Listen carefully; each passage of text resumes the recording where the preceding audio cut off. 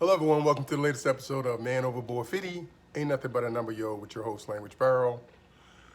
For the past month, I've been chronicling my experience with a matchmaking agency in Bogota, Colombia, entitled My Colombian Wife. So I did a series of vlogs on my adventure, and it's entitled 3 Weeks to Find My Colombian Wife. So I want to talk a little bit, in those 5 episodes I talked about the experience, I talked about dating the women in Colombia. I talked about actually Bogota City specifically. And I talked briefly about a little review on the matchmaking agency, My Colombian Wife. On this episode, I'm going to focus exclusively on the review of this agency and at the end provide my recommendation on whether I think it's something that is suitable for a person actually looking for a wife in Bogota, Colombia. So with no further ado, let's get this thing started.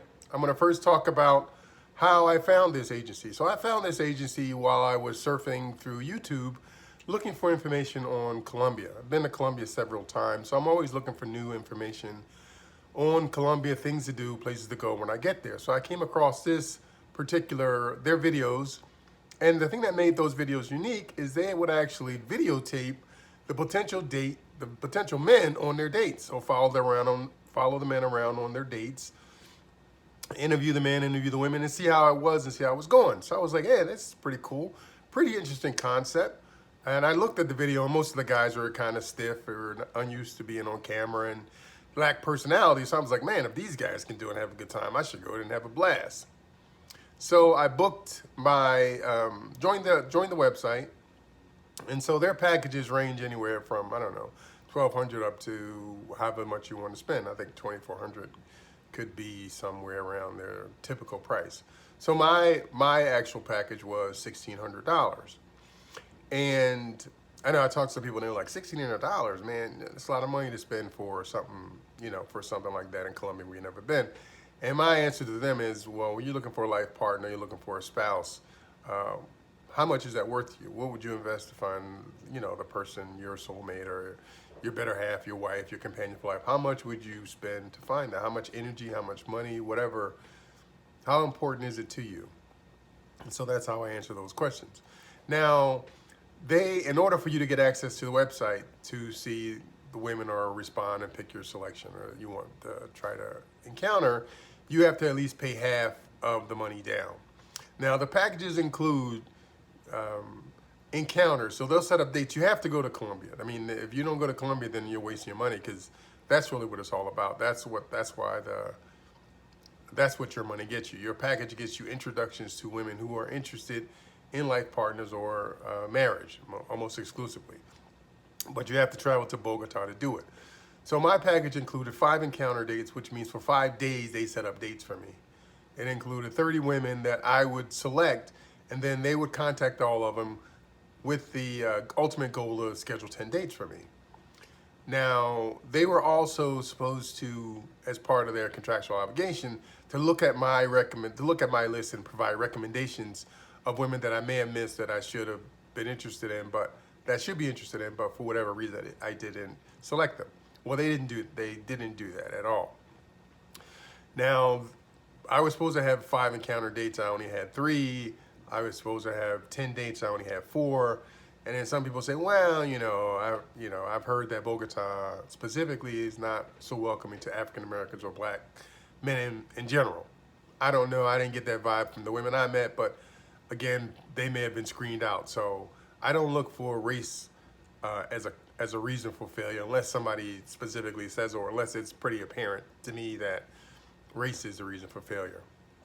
Now, what I noted, one of the red flags I found now, I mean, you look at everything is 2020 in hindsight. The way they try to encourage men to join websites, they try to scare men. So they try to tell them, yeah, you come to Colombia by yourself, you could be drugged, you could be robbed, you could be killed. The women are not trustworthy, they're not who they appear to be.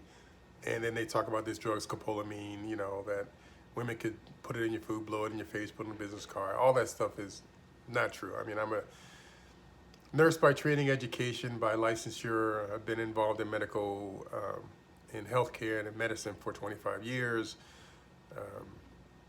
I've been involved in biopharma, biotechnology, clinical trials, testing new drugs for like 10 years. And So the stuff he was saying was not true. It was just, and I actually said that as a response to one of his videos. I said, those things you're saying about the drug are not true. I actually did a video on scopolamine on YouTube. So if you want to Google it, you can Google scopolamine zombie drug. Now, the other people have done also information scopolamine drug on YouTube, but most of that's nonsense. They didn't do any research. They're just going on hearsay. Somebody was robbed, whatever. But they didn't really get any facts. So that should have been the first red flag. Is the method of getting customers trying to scare people. That should have been the first red flag. Second red flag should have been communication. I initially started trying to join this website in December, and took them a week to respond to me.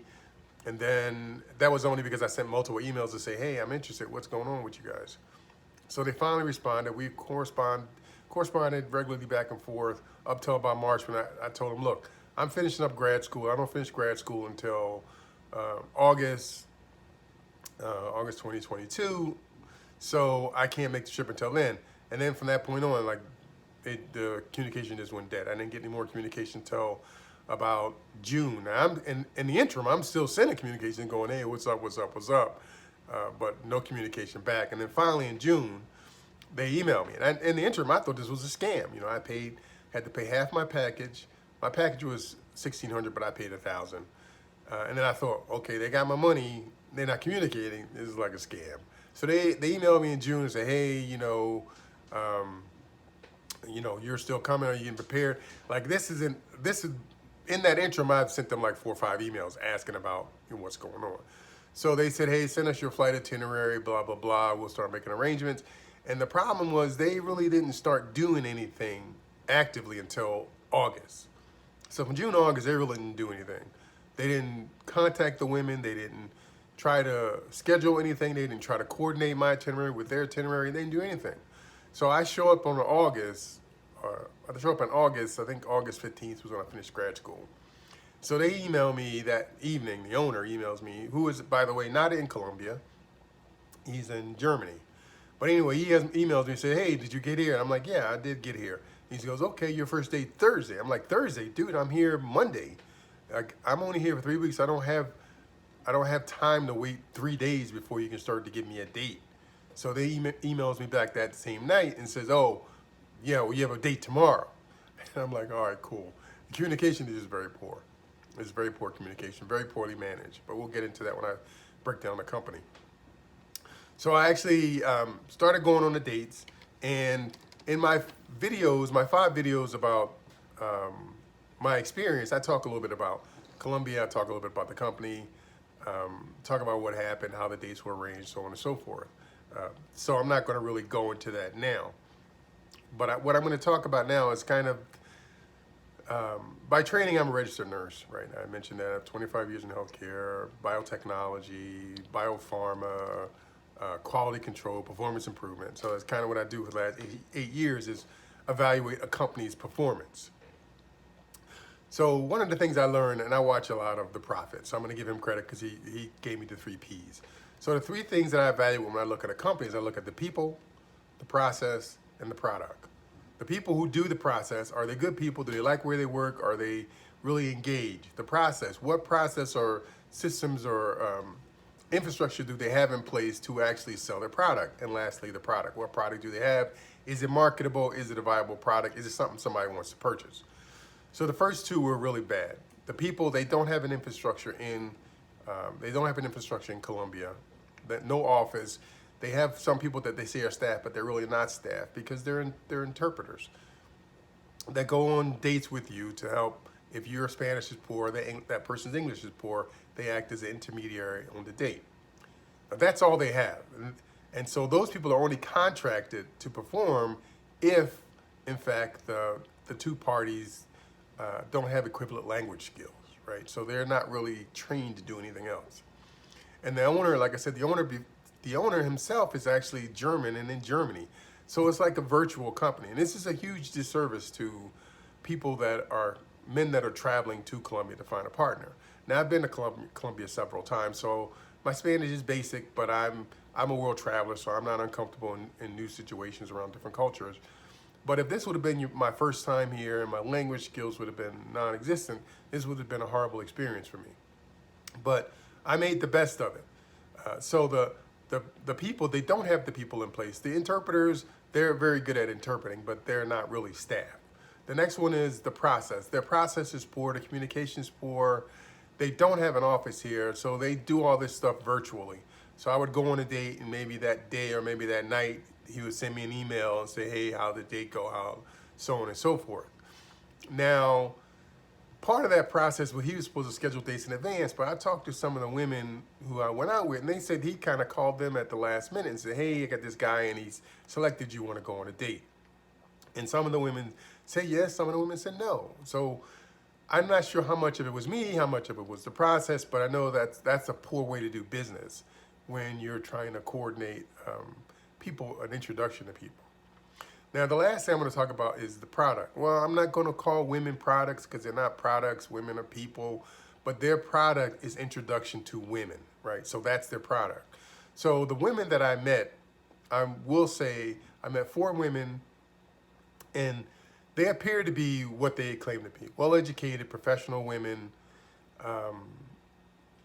interested in meeting a partner. Well, let me go back. I'm going to say 3 out of the 4 were. 3 out of the 4 appeared to be that. One really just appeared to be there to have an experience, to go to dinner, get a free lunch or whatever. Because that person, when we went there, like selected all the most expensive items on the menu and then ate half of them and took the other half home. But I will say even that person, that her personality was very nice. She was very warm, but I don't think she was looking for a partner.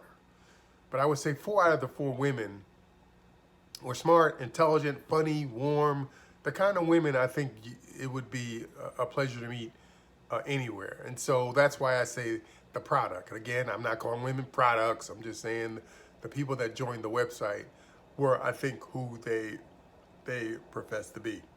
Now, unfortunately, like in life, in most situations, it seems like the people you like don't like you, right? Or the people you really want are not interested in you in that way, and the people that are interested in you, you are not interested in that way.